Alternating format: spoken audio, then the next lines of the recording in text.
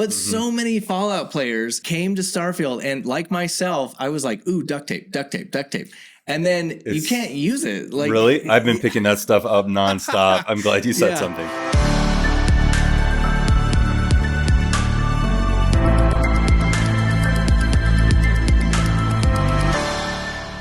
Welcome to episode 7 of Starfield with Normal People.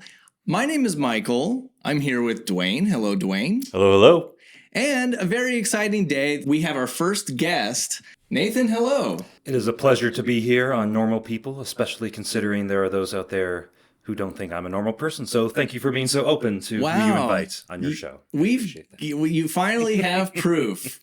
I am a normal person. Yeah. And Nathan is one of the more normal people we know. So I think you feel right at home with us here. It says Nathan. a lot about who you consider normal people. Thanks so much for coming on the show. And actually, I learned something just now, which is one of our comments on one of our earlier podcasts was you. I didn't realize that. Yes. I don't remember if it was episode 2 or 3. Oh. And I mentioned how I wasn't all that interested in Starfield, but I built my first PC this summer. I bought all my parts on Prime Day, and the graphics card I got just happened to come with a free copy of the premium edition of Starfield. That's right. You were forced into being a fan of Starfield. Just kind of casually waltzed into it. Yeah. And now I can't stop playing. So yeah, You were like Mike. Happened for me. You were like Michael because Michael went from an 8 to a 10, and you went from a 0 to what's your rating now? Like having gone? No, I'd say it's about an 8 because it's not. It's fair enough.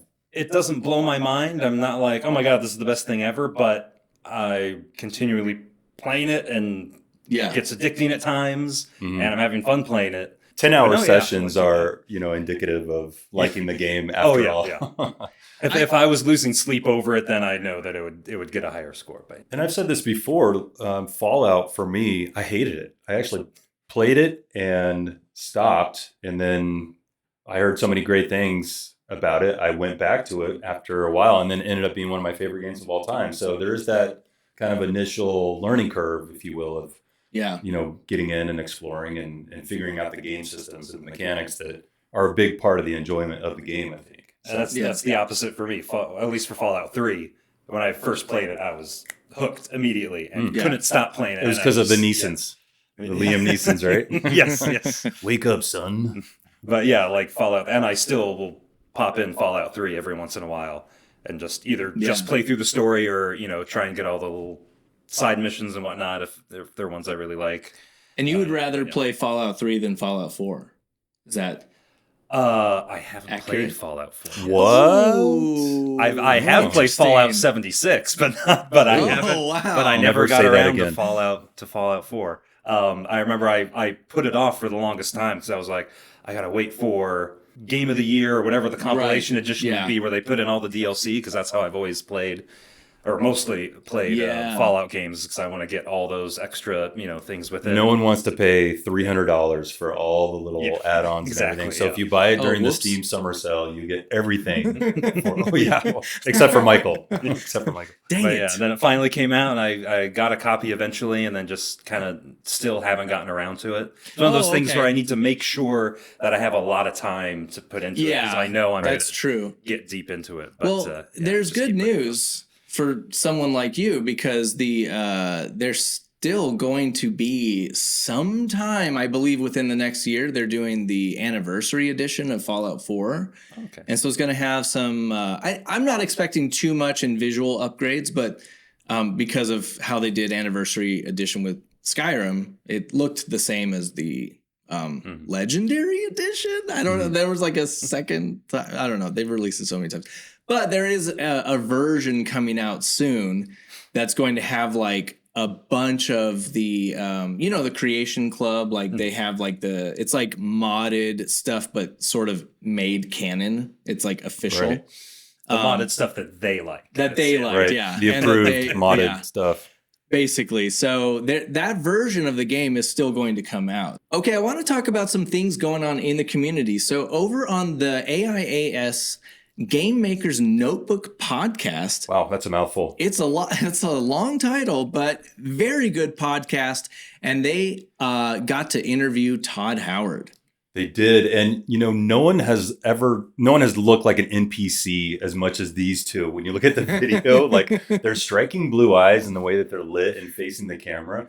I'm like, this is straight out of a Bethesda game. This is uncanny. Now I know why they did that camera angle, the Oblivion camera angle coming back for Starfield. They wanted to make it look like exactly this podcast. What I was thinking. I was like, is this that camera angle? That's what But yeah, it was an excellent interview because Ted Price is from Insomniac, I believe. And of course, it's one, tried and true game maker talking to another. He did like the latest Spider-Man game, which was amazing. Yep. And so him, talking with Todd Howard is great for, video game fans of Bethesda. I definitely recommend checking it out. And there was one thing in it I wanted to bring up. It's kind of like when Ted is talking to Todd, and there's this mutual appreciation for accomplishment.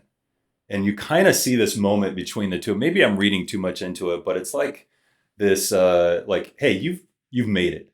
You know what I mean? Like this is such a huge achievement. It's the number one selling game on Xbox or something like that. There was some kind of huge milestone that it is the biggest launch for Bethesda. For Bethesda, but I think it's also one of the biggest Microsoft titles. Yeah. Which is saying something when they've got like Halo and when some of those earlier Halo games came out, it was massive. Exactly. And I want to link just a video of George Lucas back in the day. Was giving like a commencement speech, I think at USC or something. And he talks about the difference between pleasure and joy. Pleasure is short term. It peaks very high. It's like, and he talked about getting your very first car.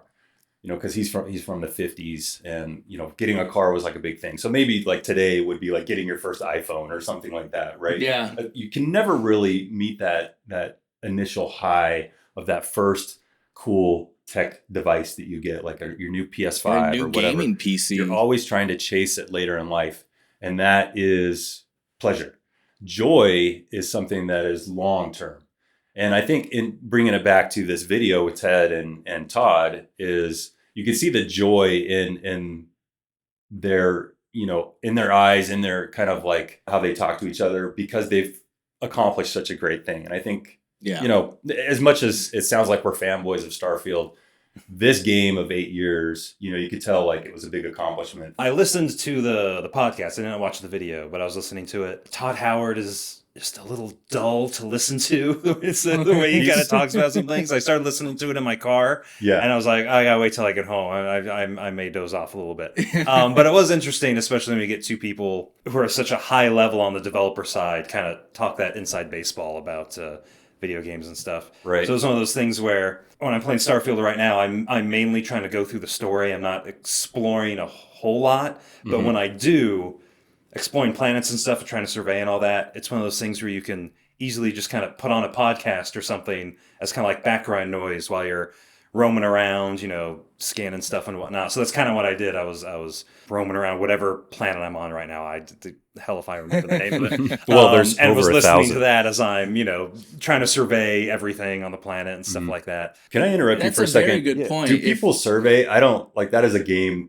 Aspect of the game I have not done whatsoever. I do, but I come from playing No Man's Sky, so like I love getting a planet surveyed 100%. Okay, I've only done it I think 3 times, but sometimes I get in the mood. There's 997 more planets to survey. A little tip I learned when I started playing, when I was starting to go into it, and one of the things, if you want to earn some nice credits right away by not really doing a whole lot. With Vlad, he gives you credits for every planet you survey. You give him information, he gives you X amount of credits. Yes, he's the guy in the space station. And the eye, So you can make some good credits doing that, but surveying planets can take a while, and moons and all that. Whatever star system you go to, look for a gas giant or an ice giant, because you can't land on them, but you can orbit the planet and just automatically survey it from space, and that counts.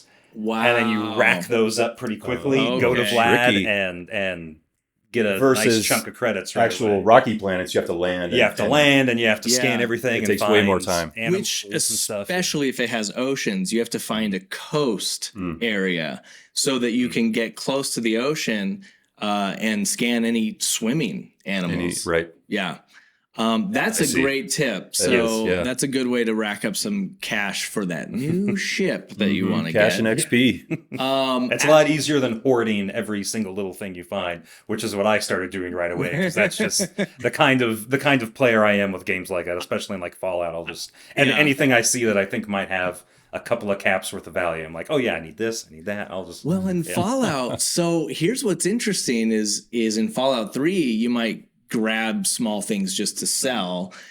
But in Fallout 4, they actually, everything has value as a craftable. You can break it down for supplies.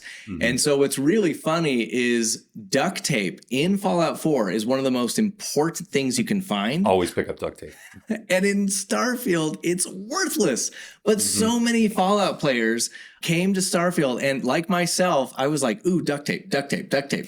And then you can't use it. Like, really? I've been picking that stuff up nonstop. I'm glad you said something. Okay. Yeah. You can't. Wire is useful. I always pick up wire. Right. Okay. What's nice is that it will very clearly have a description. This can be used for crafting. Yep. And so I didn't figure that out until later, because I was just grabbing everything. Because again, going in pretty much blind, because I know you guys were talking about it. You're watching all the trailers, leading up to it and getting really hyped. I wasn't hyped at all, so I really didn't watch anything going into it. Sure. So I'm roaming around, all the places, and I'm like, oh, because I don't know how. I knew there was a shipbuilding thing. I knew there was like an outpost building mechanic, but I knew nothing about it. So I'm going around like, oh, look at all these tools, all these screwdrivers, all these tape, and like you're saying, all this stuff. I'm like, I might need this for outpost, so I better gather as much as I can and sell what I don't need. That particular stuff is more or less useless unless you're just trying to grab it for a few credits. Or if you want to like design your room like to be a mechanic's office or something. I'm gonna throw a bunch of wrenches down. I've collected a few things. I got a snow globe from the moon, a little toy ship, a little wooden duck, and I'm like, okay. Every once in a while, I'll find a little something. I'm like, okay, this I'll put in a special place. I saw the toy ship. It looks like a land speeder from Star Wars. It does kind of look like that. Yeah. Is it reminiscent of that, or is it just? I want to say we were talking about surveying, and there is another little tip to make surveying go faster. So on those rocky planets, you should know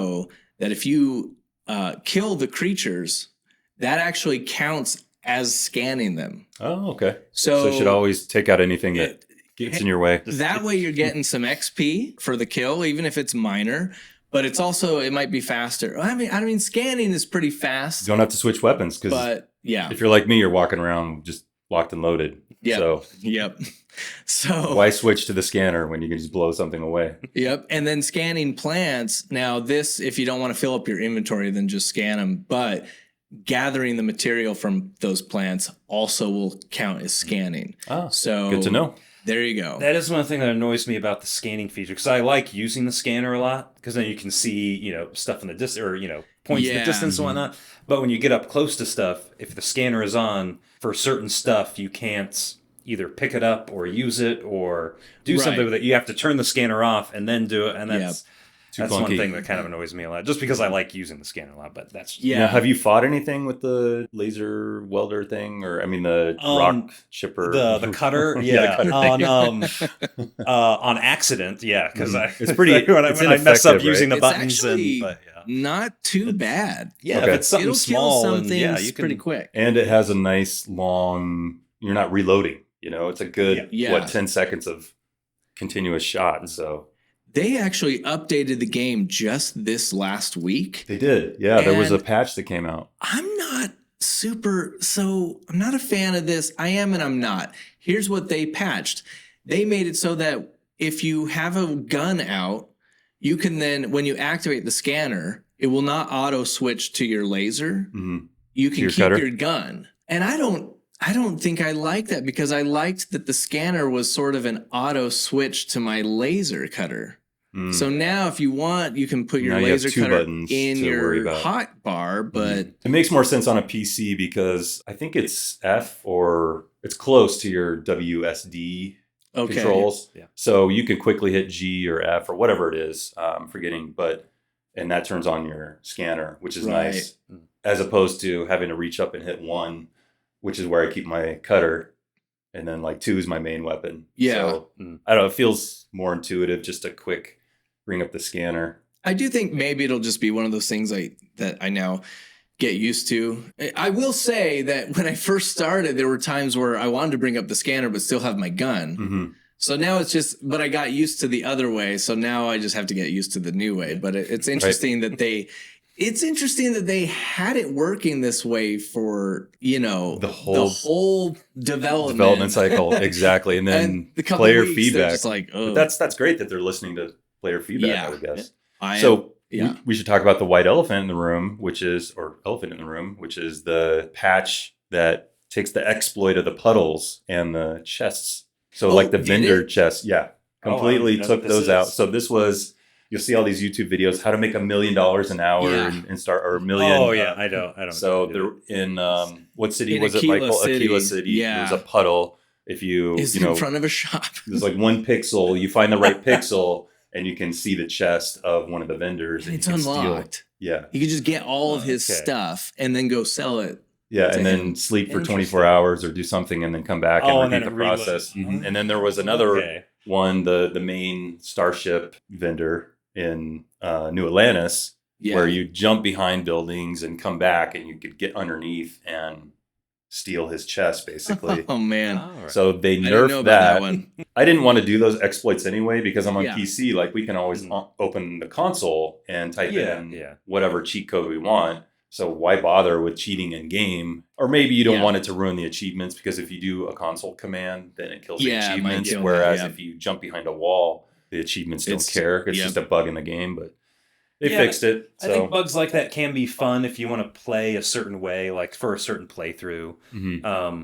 That's totally fine. It's not what I'm into, at least not for like a first playthrough. I think the only one that I used, exploit, quote unquote, the basement of the lodge. There's the glass case with the super advanced, and you get that little crack. And when I saw that one, I was like, "Oh, I'm doing that." Next time I play it, that was the first thing I did. Too much temptation not to take that suit right away. So I don't blame people for that one. And the Mantis quest line, it's given to you early in the game, so it doesn't feel like you're cheesing the game either. Getting a powerful spaceship. Mm-hmm. From that you can already, get that. On one hand, I'm like, oh, I'm glad they fixed it because that's not how you play the game. On the other hand, a moment of silence for those that were enjoying that exploit. Like you, Nathan, it's not for me. The game stops getting as fun once you have infinite money glitch. Right. It's not for me, but I'm not a hater if you wanted to use it, but it's gone now. You've said it many times. Why would you purposely take out one of the aspects of the game? So money is part of the gameplay. Mm-hmm. Why would you destroy that aspect of your own game? Yeah, so like I said, I think it kind of depends on what mood you're in for the playthrough you're doing. Like if you're playing Doom or whatever kind of first-person shooter, sometimes you want to go around and want to play the game as played. Sometimes you want to put on God mode and unlimited ammo and just lay waste to everything that you see. That's a good point. For a certain playthrough. So, like this, for me, it just kind of depends on what mood I'm in for a particular play. I did see one great. I don't know if I'd call this an exploit, but I'm definitely going to do it once I see it. It was some video of it almost looked like a casino or people around a table and they've got all their credit chips on the table, and you just kind of pick up a trash can and you can just kind of drag them into the trash can and then fill it up and then go to a closet where no one is, close the door so you're hidden, and then just steal everyone's credits. Right. Like, see, now that's brilliant. That's you're not breaking the game. Yep. You're just using its own physics and its own rules in order to help yourself. Totally, and I'm like, that's although there's part of this patch was a nerf to, not that exactly, but in a similar video, someone put a boiling pot over an NPC's head. Oh yeah, and then they couldn't see. So they actually fixed that. So if you put a pot on an NPC's head, I guess you can't. They can still see you now, so you can't steal in front of them. Yeah. I have not tested this, but I saw that was nerfed. So. That's so funny. But again, I think that's just like a really fun way to use I agree. The rules that they've set up to your advantage. I don't like that they took that away. That one's too Maybe they'll repatch the patch to include that again. There's been some amazing builds. This shipbuilding thing is giving way to such creativity. I thought we would be done with that after like the first week, but it continues to impress. Yeah. Yeah. I'm seeing we talked about guns last week, like the gunship, but I saw like a full-on sniper rifle this week. It was like, it was beautiful. It looked like, I don't know, like a really detailed, like black sniper rifle. So funny. But it was, of course, a spaceship. So I thought that was clever. And you brought to our attention the hamburger ship. There's all sorts of funny. I mean, it's great. I mean, it's got ketchup, mustard, lettuce, tomato, everything. Yeah. So it's so very, very clever. I would absolutely fly that around. Have you been doing a lot of shipbuilding in your playthroughs? Or? So I have done, I've done one like really good shipbuilding session where I kind of just took the Frontier and sort of upgraded it. Like I can't drive a Class B or a Class C. I can't pilot those ships. So that I learned that in the worst way. A ship landed with some not spacers the Eclipse, and I was like, I'm gonna go steal my first ship. And I went in there, cleaned house. They, the whole story. They took off. I was in space. I got up to the controls. I was like, this ship is mine. And it was like, you can't pilot the Class C ship. And I was like, man, okay. So you're like a cat at a keyboard. You're just like, I don't know what to do here. But I did upgrade my ship with Class A materials. So I thought you did the military quest line. I thought, wasn't there the ship flying simulator in that quest line? Or where is that? Yeah, I've heard that's like the fastest, easiest way to like build up that. So that was prior to that. So, so I have done that, but I did that quest and then I moved on. I didn't do what people suggest, which is to stay there and do it over and over again. Oh, right. To farm the simulator. To farm it. Yeah, so I didn't farm it, but I did do it. Farming simulator, if you will. Michael loves those. A game that someone trademarked that. Dear to his heart. You're speaking his language now. Yeah. Have you done any shipbuilding? So I was kind of turned off from it at first because I do really like the Frontier. I like that it's kind of small and compact, and I like the look of it and everything. I did change the color of my ship right away. Very ostentatious, bright, very colorful ship. But after going a while, after hoarding everything and selling and getting all my credits, and then started getting resources and all that, I realized I really need more cargo room. I just really need more. That is the impetus to build a ship. And, really is cargo space. Yeah, because I realized in the lodge in your room that you have, there's that big safe that has unlimited mass that you can just store stuff in. But then you have to go back and forth, and it's a whole thing. Yeah. So I was like, just try and upgrade cargo room on my ship. And so I started messing around the shipbuilder, and there's a really easy way you can just simply upgrade, like the engines or the shields or whatever. You just click on it and it just gives you like the next level up or whatever. But because cargo is something that has to be attached and take up more space, there's not really an easy way to do that. Yeah. So I'm trying to figure out, I'll just move this here and put this here and that there, and like, oh, nope, you can't fly because of this. Oh, well, I'll just move this around. Yep. Oh, nope, you can't fly because of this. And I just got slowly more frustrated. I'm trying to learn the shipbuilding thing while doing all this. Next thing I know, like 3 or 4 hours have gone by of me just painstakingly just trying to add more cargo to my ship. And I thought you said you were going to quit out of it. But it was driving me nuts. So I finally had to like look online of just like here's some basic things you can simply do to your starter ship, and and so I just kind of did that, and it works okay for now. But I got really frustrated right away with the shipbuilding, and it really kind of turned me off. But it is something I want to try and dive into just later on once I'm saving a lot of the big stuff until I'm really done with the story, like outpost building and shipbuilding. Agreed. And some of the other side missions that I really want to do, but I believe was intended. I think they said shipbuilding and that kind of thing is a late game thing because it does get expensive too. Yeah. I really enjoy like you kind of pull the whole ship apart and kind of like spread out over that blueprint, but it takes a lot of time. So while I did enjoy it the first time, I almost did shipbuilding in my play session last night, and then I got in there and I was like, I better not open this can of worms right now. Like it is a thing you will be in there for hours. Spend time on. I saw a good tip that was for a lot of us have the Mantis as our main ship because we're early in the game, and it's a pretty great ship. But you can remove the bottom 2 engines. There's 4 engines. They do nothing apparently. Like you still have the same amount of speed. It actually, what happens is those engines weigh more than the power that they provide. Wow. So if you remove the 2 bottom engines, it flies faster.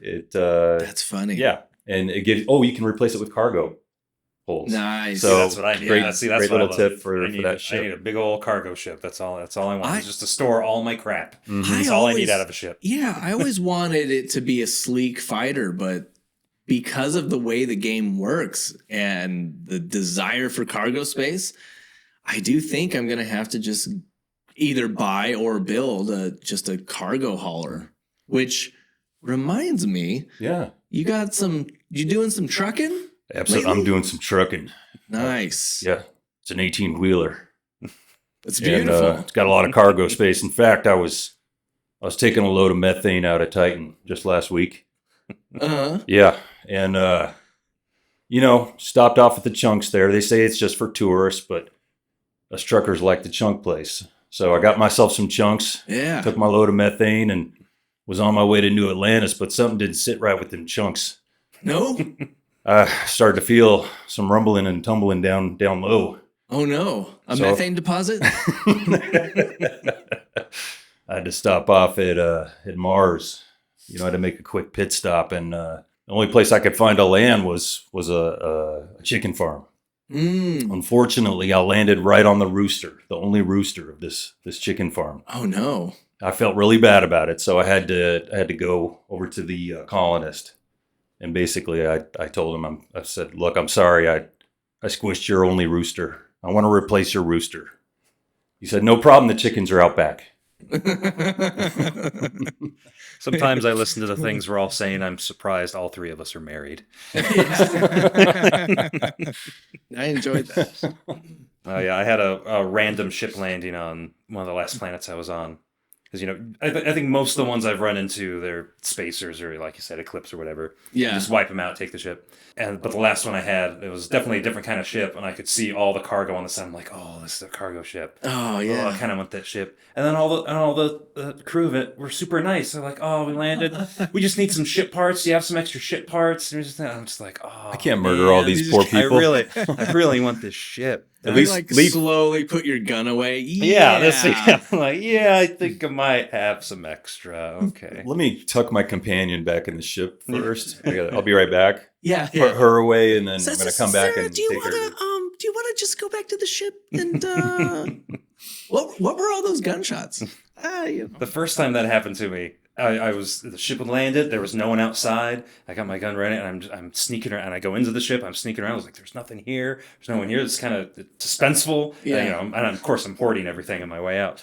And I finally get to the cockpit, and there's just this guy just like kneeled down, like fixing something. And you hear him say, "Oh, you scared me. I didn't hear you there. Yeah, I just crashed land. Just got to fix my ship. Whatever. Thanks for checking in on me." And that was it. I was like, oh, that's it? Like, oh, I guess if you were playing an evil character, you could just cap him in the head and steal the ship. I'm like, well, I have the choices. I already stole a bunch of stuff, coming through.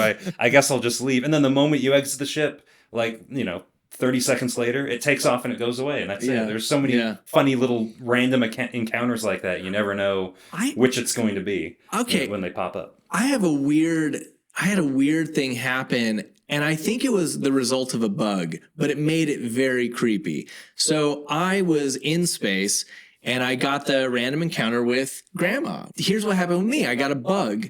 She was like, oh, I just made some dinner. Why don't you come over? So I docked with the ship and the ship was empty. I couldn't find her at all. Ooh. And so That's creepy.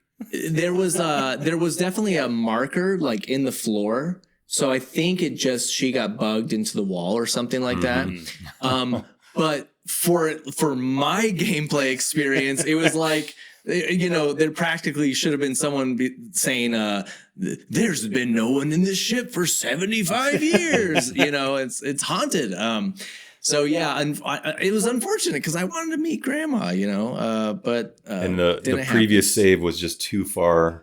Yeah, that you couldn't go back. It was too far. I think I reloaded a quick save and had the same bug. Mm-hmm. So I ran into a similar issue. I was doing a quest that involved pirates, and then when I met the pirates, they were hostile. They weren't supposed to be, even though I thought I did the quest the way I was supposed to do it. Right. And then I reloaded a bunch of times and they were all still hostile. And I was like, well, I'm just going to. It's just something you said. Yeah. Yeah.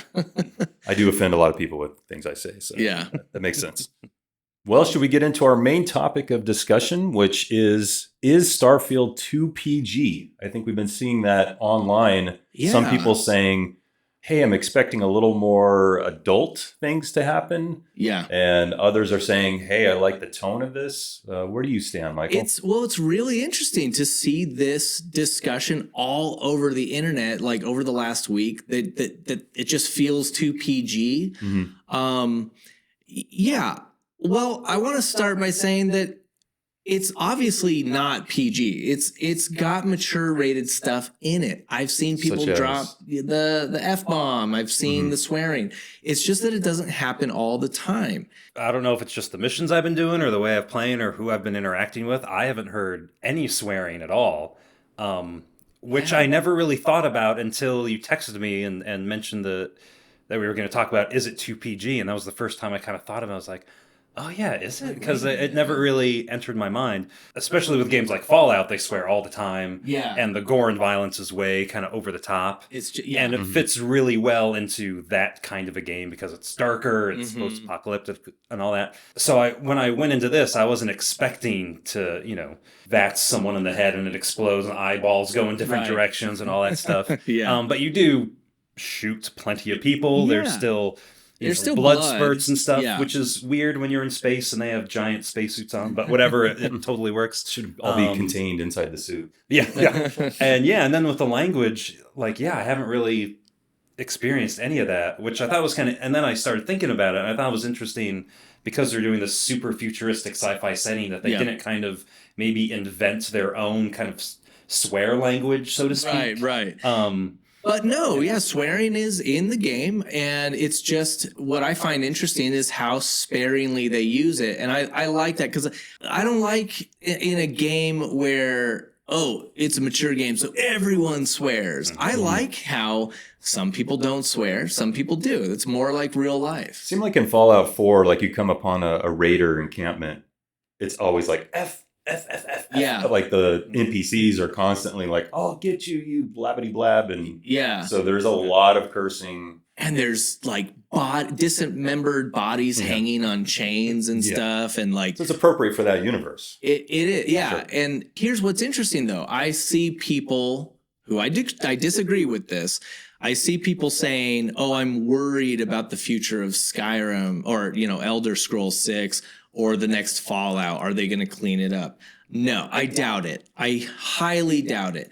I just think that Starfield is its own thing. Todd Howard, in his recent interview, and pretty much every interview over the last 3 months, has said that he wants that every game has a feeling, and that this one, he wants people to feel hope. It's about exploration, hope for humanity. And you can see how that guides their decisions. There's still combat. There's still mature rated stuff. There's still blood. But everything is geared towards, feeling hope. Whereas Fallout, I don't think that's going to change. It's despair. It's apocalypse. I don't think that's going to change at all. There are bright spots in Fallout, to be fair. I mean, there are quest lines and kind of hope sprinkled here and there. But and I feel for the tone overall of the game is kind of very despair. Yeah, and there's some dark stuff and some horror elements in Starfield.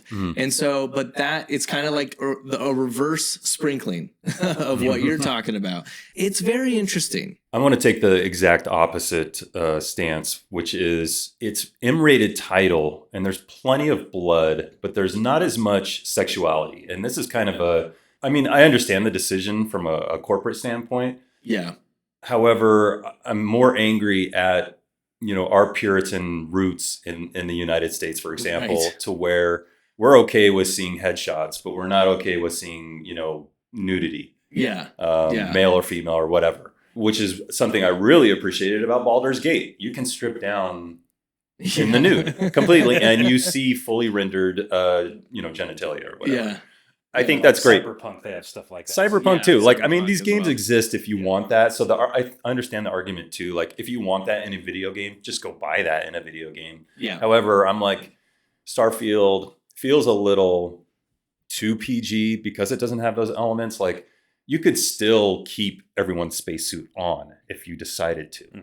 Yeah. But why not give me the option of, being able to, see a little more, perhaps? You know what's crazy? So you know how in Skyrim and Fallout, you can just be like, oh, I like their outfit. I'm going to kill that person. I'm going to take their outfit.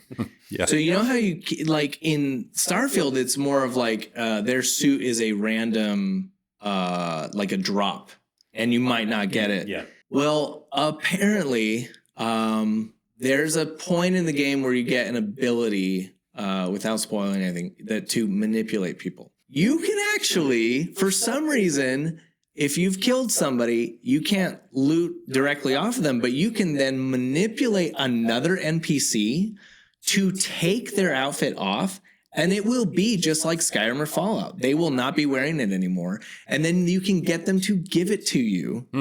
Cool. So, like, that seems like a lot of extra steps just to it is just to get 3 some nice steps. clothes, but it's not something that You're I'm not going to wear do, anyway. but- You're just going to vendor later. Yeah. So it's interesting that functionality is sort of in the game, that you can take the outfit, but like, what a weird workaround. Yeah. You know? Nathan, you really appreciate the fact that it's PG, is what you were saying. Yeah, earlier. I kind of like that it's not in your face with that kind of stuff. And one of the first things I thought about, again, when he told me, is it too PG? Thing I thought about almost right away, and I'm glad you guys kind of touched on it last week because it made me smile, is the perk with the parents, because that was one that I got right away. Oh, you did get it? Yeah. Okay. And again, wait, why did you choose that perk? So what was your I do want mindset? to get into that because, like I mentioned before, so not really knowing a lot going into it, I'm going through the perks and I'm looking at them. And I'm reading that one, and it says, oh, you get your parents, you give them this, like 2% of your earnings to help them with their retirement every month, but they have a home that you can visit all the time and go to. And in my brain, I'm like, oh, cool, you got a home base, like right away that you can go to and visit. And then like, ooh, that's probably a pretty good idea. I'll take that. Okay. And then I start playing the game, and you get the frontier, and I was like, oh, so this is kind of my home base. Okay. And then you go to New Atlantis, and they live on New Atlantis. And it's like, oh, but the lodge is there, and that kind of works as a home base. I didn't know they were at New Atlantis. Okay. And I'm like, oh, this might have been kind of a pointless perk. And then so then I go and then visit you're them. like 2% of zero right? parents. And the interesting thing is, whenever you talk with them, there is a dialogue option to tell them, I can't really afford to do this anymore. And basically, and you can take away the perk if you want to. Okay. That's always a They dialogue disown you. option. So when I first got it, I was like, maybe I'll cancel it. Maybe I'll tell them that later on because I guess I didn't really need this after all. And then you start playing the game, and then after you visit them that first time, they just start showing up randomly at places, and it's great. Like I visited them, I did 1 or 2 other little things on the side, and the next time I went to the lodge, they're just there. And one of the other watching. One of the other Constellation members, I don't remember who it was, is like trying to give them like a mini tour, and they're just looking around like, "Wow, this is fantastic! We're so proud of you, son!" And blah, blah, blah. And it's really fun. It's like, maybe next time we show up, I'll bring some cookies, and whoever else is like, "Well, we can't really have you just come and go." Wait, what kind of cookies? And it's like, and there's so many little moments like that where they just randomly show up, and it feels so wholesome and delightful, and then I ended up loving that I picked this perk, and that is very PG, like I said, because they're your parents, and he's kind of doing the dad joke kind of thing every once in a while, and mom's always telling you how proud she is and stuff like that, and they show up again. You have to do a mission on Neon, and you go to the nightclub, Astro Lounge, whatever it's called. And you're doing this mission, and I didn't even notice them at first. I was going around, and then all of a sudden they're just there, and you talk to them. They're Dad, what are you doing and here? and they're literally say like, oh well, this is awkward. We didn't mean to run into you here. And I was like, we're just we're just trying to enjoy the retirement and getting out there, but we're not trying any of that, Aurora. And then it cuts to mom, and she's like, well, probably not. Like, no, honey, we're not going to try any. So there's really kind of funny moments like that, and again with 2PG, there's drug use and starving. So right. That's why again the double standard of having drug use, extreme violence, and it's like, but we can't have anything in the tree of sexuality, human sexuality, or that kind of that's off limits for some reason. They definitely allude to it. You go to sleep and then they say something like, "Ooh, last night." That'd be basically like when you go to headshot somebody, just going to a black screen for a moment, and then you hear the body hit the floor. I gotta tell you, man, I was a big fan of Mass Effect when that first came out, and that was all over the news. That was all over very conservative news in a bad way, and they were tearing that game apart because it had sex scenes in it. And well, I think we're all old enough to remember when GTA 3 first came out. Yeah, hot coffee. Remember the hot coffee? Well, even before that, just the third one where you just the car bring the escort to your car at rock. You see them not moving, but the car rocks back and forth to get her out, and then you kill her, and then get all your money back plus whatever she had on her. Like, it's been around a while. The ultimate. I can see why they would want to avoid the controversy. But you talk about the parents perk, and this is a unique experience. I have never seen that in a game before. Where like your parents come to visit you, totally worth. And they're funny, totally worth getting that perk. And it's funny because, like I said, not knowing hardly anything going into it, I got that one thinking it was going to be one thing, turn into another. One of the other perks I got, because whenever I play Fallouts, I never have a companion. I hate having a companion in Fallout. It's just annoying. Yeah. I don't like it. I just rather go on my own. And usually they're glitchy anyway. Even dog meat. Whole thing. And then when I'm playing Starfield, I realized right away, I kind of like having companions around. But one of the perks I chose was like the loner perk or whatever, where you get a boost when you don't have a companion. I know. I was like, well, that was pointless because I like all these characters. I like having them around me. I especially liked having Vasco at first because you just carry all my crap, and he has funny little one-liners every once in a while. But I bet somebody's parents showed up to Bethesda and offered cookies, and then someone was like, this is a good idea. Yeah. Let's add this into the game because Johnny's parents, that was funny when they showed up. Can I say, speaking of Vasco, Tabasco? Love Tabasco. My wife on the Bethesda store saw the Vasco statue, and she did order it. And we have received notification that it is out for delivery. We are going to do an unboxing. So as of maybe when you're listening to this, we will post a link. So check that out. But we're very excited that is about to arrive at our house. I do want to get the Vasco pop. That's cute and it's adorable. And it doesn't look like a pop because I hate pop. They're so creepy looking with the eyes. And it's like, but the Vasco one, perfect. Yeah, it doesn't look. No, it's really good. Yeah. The only one I own is of Audrey 2 from Little Shop of Horrors because it doesn't look like a pop. It just looks like a little Audrey 2. It's perfect for my desk. That's awesome. But it's interesting. I also chose the introvert perk, and then I always have a companion. So do you get nerfed when you have a companion with the? You just don't have the bonus. Mm-hmm. Oh, do you have it? Is there a nerf? I can't remember. I know that you don't have a bonus. I just remember regretting getting it now because I always love having someone with me whenever I'm roaming around. Now, what I would be very interested in knowing once you finally play Fallout 4 is if you like those companions. Because the companions in Skyrim are like, meh, it's like whatever. And I don't even remember, besides dog meat, I don't even remember the companions in Fallout 3. So I'm kind of with you on that. And then in Fallout 4, some of the companions are awesome. Okay. So it'll be, and you can definitely see how that evolution carried over into Starfield even more. So that would be interesting to talk about eventually. Or just play Fallout 76 and we're all companions with each other. That's right. Yeah. Online games. Yeah. Thought I told you not to mention Fallout 76. Yeah. So regarding the PG feeling of this game, I also wanted to bring up the Crimson Fleet. Now, without spoiling anything, because we're all at different levels of like how we've, if you've even met any of them, if you fought them, I am doing missions where I am involved with the Crimson Fleet. And I have to say, I was expecting more of like the Raiders type characters from Fallout. And they're really not. And it's tough because part of me is disappointed that they're not like ultra hardcore, like evil. You were expecting villains. like Klingons, and you get onto this ship and it's dark and green lighting and scary, and they're beating people. And well, they do have like their ship inside. There are a lot of red lights, so that's something. They don't call them the Crimson Fleet for nothing. Yeah. They got to stay on brand. We gotta be red, guys. Red everywhere. I saw a comment online that described them as the after-school special version of bad guys. All right, and so it's a little weird. I'm kind of the first mission is to steal a bike. They are pirates, and I always knew they were pirates, but I was expecting like the modern day like pirates that have AK-47s and just steal crates of iPhones.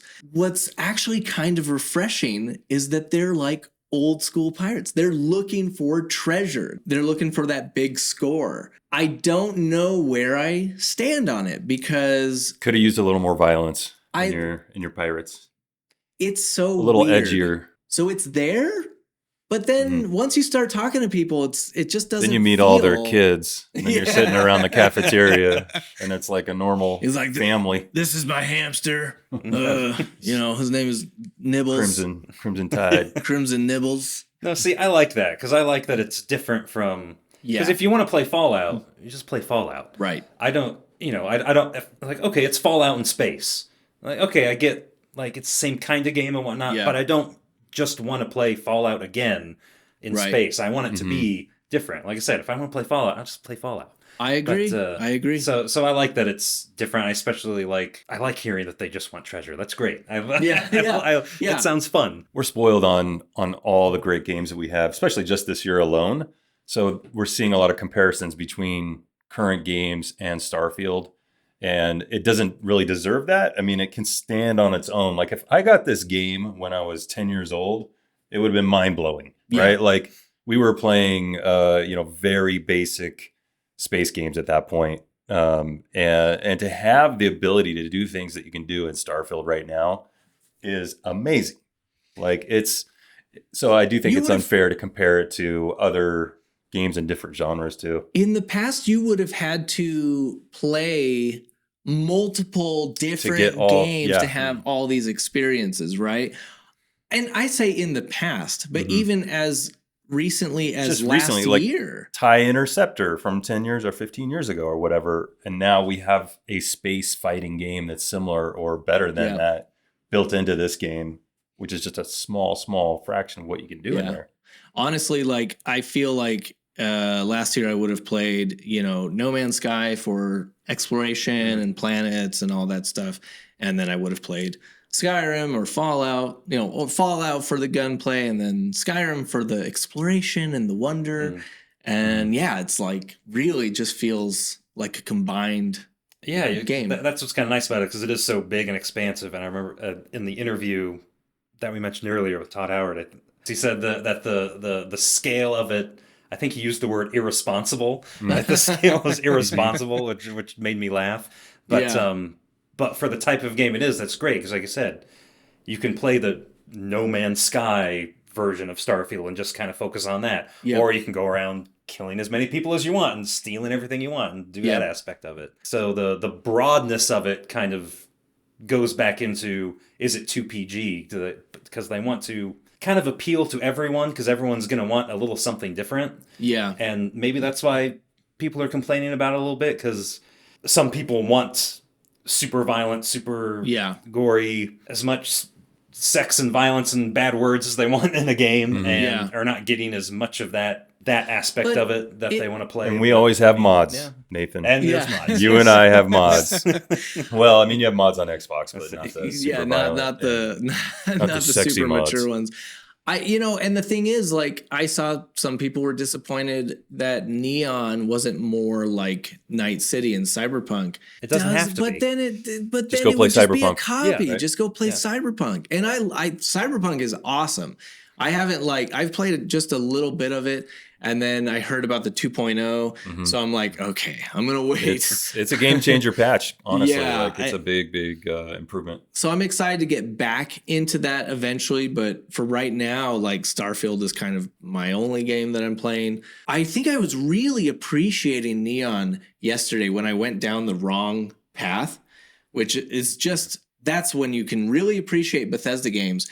Go down the wrong hallway where the mission is not taking you, because I went through a door and I ended up on this sort of I thought it was a lower level, but I think it was upper level, but it was this sort of fish market I was going to say, the giant fish hanging from the ceilings. There's these. I've not seen that. Because there's no reason to go there. There might be eventually some side quest that takes you there. I just happened to go there. Well, actually, I went the opposite way because I jumped into the water down below. By the way, there's animals to scan swimming around in the water, just so you know. I was just curious. I quick saved, so I jumped off, and it just landed me in the water. So you went there for the halibut. Oh my gosh. Oh, it was so okay. Your delivery is Duane was too so PG good. right now? Is Duane too PG? But I got to that. You jump down in the water, and I thought I was going to have to reload a save when I was up top. But no, there's a little spot that you can swim to, and then there's a doorway, and it took me to this fishing area, and I was just running around exploring this. It's like a fisherman's wharf type place. Any chunks down there? There's gotta be fish chunks. I start to realize Neon is something else, right? And that's a good microcosm of the whole game. There's there's always something else. When you first start out, to kind of help you kind of explore and learn some stuff, they don't just have missions, they have the activities there. Right. You can kind of do what seem like little things. Speaking of that, on Paradiso, and we all wore our vacation shirts. I'm wearing a hideous Hawaiian shirt, I guess. This is us being back from Paradiso. Yeah, we're back from Paradiso. But on Paradiso, you get the little activity of finding those lost and found items. I haven't seen that. Oh, okay. Well, I was going to ask you how to do it because I'm stuck. I think it's on a computer or something. I don't know. I need to look into it a little more. But no, I love those little activity things. Although a couple of them, or one in particular, trying to save the giant tree on New Atlantis with the scientists. I don't know if you guys. I was going to mention that giant tree because people are always talking about it. I'm like, which tree are you talking about? There's multiple trees. There's an activity of talk to this scientist, and then he wants you to do something, and then you have to get something from something else, and then you have to do this, and it turns into a mission basically. It's I didn't want to do this right now. Yeah. I just wanted to. Now you feel obligated to be running around. And then an opposite thing happened when I went to the moon, and the moon was kind of the first time I really explored around, kind of looked around because I was it's the moon. I gotta explore the moon. Yeah. And you find a dead body, and he's got a note on him. To his wife and child, I came here to try to make money and it didn't work out. I love you guys, blah, blah, blah. And that was just an activity. And once you pick that up and you read it, it changes to a mission. The tab actually changes to a mission of take this, back to his wife. I'm oh God, I don't want to do that right now. I want to turn the whole mission. But that's cool that you put it kind of in your pocket for later. And it gives you more stuff to do later. You can go back and finish up these little quests that you discover in the game. Well, that's the thing. You start with an activity, it turns into a mission. That became a mission, and it actually really turned out, I won't spoil it, but it turned out really to be nothing. You kind of do it, and then that's really and it. And it's why didn't this just stay an activity? It's just that's true. Why did it go full-blown mission? Yeah, I went to Earth because I was curious, and I was hanging around in the Sol system for a while, and I was I want to go look at Earth. So I tried to pick Las Vegas, which is where we are right now. I did the same thing. Did you really? Okay, I was is this a weird thing to try? And I was I want to see if there's any Luxor ruins or anything, but you can't until you find an activity or a note or something that's I was discovering Las Vegas, and then they give you a place to land specifically that will render that, then you're never going to just find it on your own. Yeah. Or you overhear conversations a lot. Right. You have to be activated. So I think there's quests to find stuff on Earth. I haven't gotten any yet. I picked up the book Oliver Twist. Oh, and it gave me, it was it gave me an activity, go visit London. And so I've got that landmark. I've seen those. Okay, cool. And I haven't gone yet, but I've seen pictures of it. It's beautiful, right? Yeah. But Big Ben, London, everything, yeah. What's still there. What's funny is so the whole, Earth is a desert dust wasteland. And so I tried to land like you. I tried to land in Las Vegas, and I got there and I was like, oh, accurate. This is what It's this is what it looks like. No change Earth at is all. fine. What are they talking about? It looks like it's 112 degrees and it's all sand. And there's just a bunch of meth people walking around. Oh, wait, no, that wasn't it again. That's downtown. That's it. All right. And as always, we love reading your comments. So if you're listening on the podcast, there will be a link to the video version of the podcast on our YouTube channel. We also have other videos that we do there, gameplay series sometimes. And of course, the Vasco unboxing will be going up very soon, hopefully already linked in the show notes. But there is where you can also comment and talk to us. So last week, we got a comment from Leaf Pratt. We were talking about the watch in the game and how it's not featured very prominently. We were saying that, as a suggestion, maybe the watch could come up when you bring the start menu.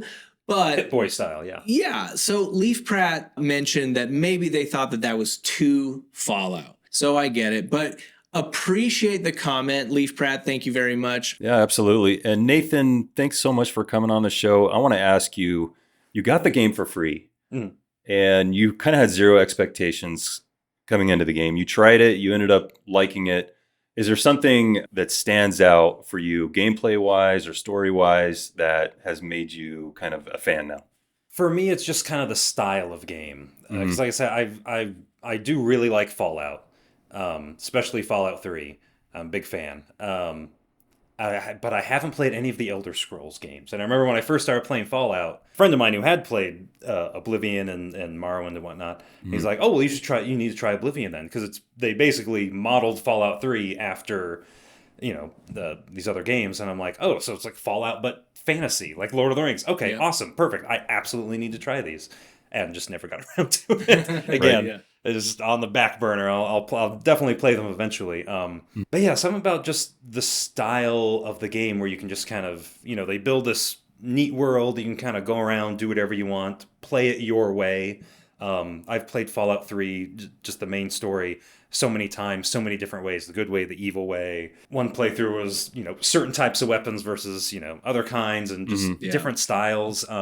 I think you're right. I can feel the longevity in this game in a similar manner, where it's like you want to change up your play style, where you go, what you do, how you play your character, if it's good or bad. Yeah, absolutely. Although with Starfield, because there's so much, I don't know how many times I'll be able to go back and try again. Does it have a new game plus? There is a new game plus. See, now that's going to be interesting. What is kind of nice is I do believe that you'll be able to just continue to level up. That's what I've heard. So instead of starting a new character, maybe you'll just be like, oh, now I'm going to start leveling up melee weapons and I'm going to get rid of my guns. Just sell them. And then focus on melee weapons. Yeah, that is one of the things that always annoyed me about Fallout 3 and New Vegas and stuff, is there is like a cap. And it's like, oh, but I'm still playing and there's still so much to do. And they raised the cap from 20 to 30. Oh, and then even that's not enough. Like, yeah, exactly. There's something about the style of the game itself that just, I don't know, just gels with me. Well, thank you very much, Nathan, for being with us today. It was a lot of fun to talk to you about your experience with the game. I'll bring more chunks for everyone next time. Yeah. Absolutely. Next time I stop by. Yeah. And of course, thanks to everyone who listens on Apple or Spotify and even Google Podcasts, even though I just found out that Google Podcasts is unfortunately going away. Is it really? Next year. Yeah, Google is shutting it down like they shut down all of the things try that they some do. Stuff and then they phase it out. Do they try? Do they actually try? Hardly. I don't know. But if you listen on Google Podcasts, you have until 2024 to find a new way to listen. But you can also watch us on our YouTube channel. So thank you for watching on YouTube as well. And all the links that we talk about, we try to provide in the show notes. Only listen to us on Google Podcasts while you're playing Starfield on Stadia. That's the only way. That's the only way you need to do it. That's right. Yep. Extra special thanks, of course, to all the comments and feedback. If you have a comment, suggestion, suggestion, or an in-game story to share, you can leave a comment on our YouTube page, as I said before. If you like the show, please consider leaving a 5-star review. You don't even have to type something out. You can just click the little star. It helps us out a ton. And we reached kind of a milestone, 10,000 plays. Oh, that's right. So we have cause to celebrate. Thank you for mentioning that. Yes, we passed 10,000 plays. Yeah. Super exciting. It's over 9,000. It's over 9,000. As always, thanks for traveling the Starfield with us. And make sure you subscribe because we will be back for more next week. Yes, indeed. See ya.